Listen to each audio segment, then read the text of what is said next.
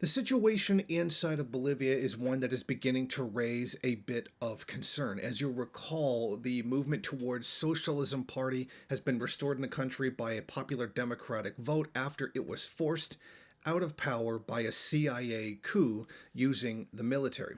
Now, even though the party is back in power, Evo Morales is not. He is still overseas at the time in hiding from the military that was trying to kill him. Now, the new leader of the well, he's not actually the leader of the party, but he is the leader of the country, Luis. I believe it's pronounced Ace. Now, he says that there is no role in his government or the socialist leader, Evo Morales, even though he is the leader of the party. And that's very disheartening because he's the one who's put forth the effort over the past 14 years to significantly change the country, bring about a massive reduction in poverty, rights to indigenous people, etc. And now all of a sudden, this guy who gets elected off of the accomplishments of Evo Morales is saying that Morales isn't welcome in the government. He says that he can return home because he is Bolivian and has every right to return to his homeland. But there's no position for him in government, the guy who's already been wildly successful to begin with, and is the actual leader of the party. Now, if that wasn't suspicious enough, he's now saying there has to be austerity measures in the country. He says there's no other option and there's no other way of trying to cover their current expenditures. Now, this is strange considering that it was not a problem last year. But now all of a sudden it is. Now we need to do the austerity that it is that the International Monetary Fund, the World Bank, and other right wing organizations have demanded in order to lace Bolivia with debt. And through that debt, they then carry out, the shock doctrine, privatize everything, hand over the resources cheaply to foreign multinational corporations, particularly those of the United States and the UK, and to a lesser degree, others. In other words, plunder the country and drive the population into poverty. It would seem like he's beginning that first step by saying there has to be austerity. But how do we know that that's really necessary? Because it certainly wasn't necessary before. So something in the objective material condition may have changed. Or he's lying. And I think in either case, that is something that very seriously needs to be looked at.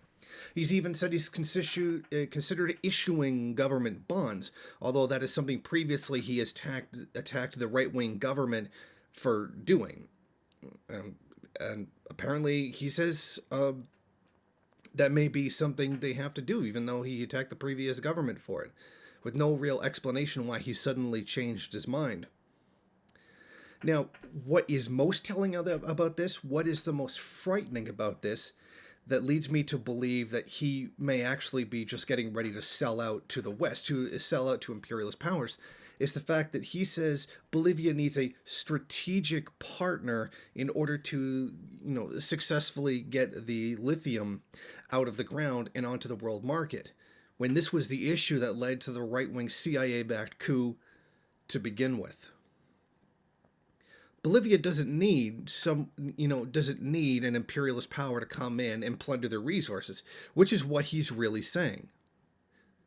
He's saying to have essentially the United States, the UK, or some other imperialist power come in and say, oh, we'll set up your mining industry for you, and then in form of payment, not only is there a huge debt, but you're going to give us the lithium at an incredibly low price. And this mostly for batteries, electronics, and even electric cars. Now, as you'll recall, Elon Musk was a very big supporter and outright admitted that this was a coup against the leftist Latin American country. And it was about the lithium. It was about maintaining a higher rate of profit, or at least staving off a falling tendency of the rate of profit to fall on the manufacture of electric cars, which is what Elon Musk's Tesla Motors actually does. So it's interesting. Now he says that could bring in about $2 billion to Bolivia by the end of his 5-year term. That would be if he could make that kind of a deal. Now I know you can go get mining expertise if that's what's needed. People who have experience in mining and setting up state mining industries. Hey, there's plenty of countries around the world that have people that could do that and would give you that kind of expertise for a fair price without plundering your country. There's plenty of anti-imperialist outposts that would give you that kind of technical assistance. There's no need to find a strategic partner. And I think we know what that really means. And with all this new information, it's starting to seem like this new guy, he might be getting ready to sell out Bolivia to U.S. imperialism. And that's a very frightening prospect to deal with. That even when you have a democratic process, even when you have democratically elected leftists, you still get knifed in the back because world capital, even domestic capital, still exists. And finally, he said he wants to reestablish relationships with all countries. And by that, he means the United States, which broke off relations with Bolivia sometime after the election of Evo Morales and refusing U.S. imperialism. So I think it's going to be very important for us in the next little while to pay attention to what's going on inside the country, because I think there's going to be a definite move towards being a puppet of U.S. imperialism. Thank you for watching. If you like this program, then please head over to my Patreon page and set up a monthly donation. It's your donations that keep this program running. Also, if you would like, please rate, comment, subscribe, and share in various social media.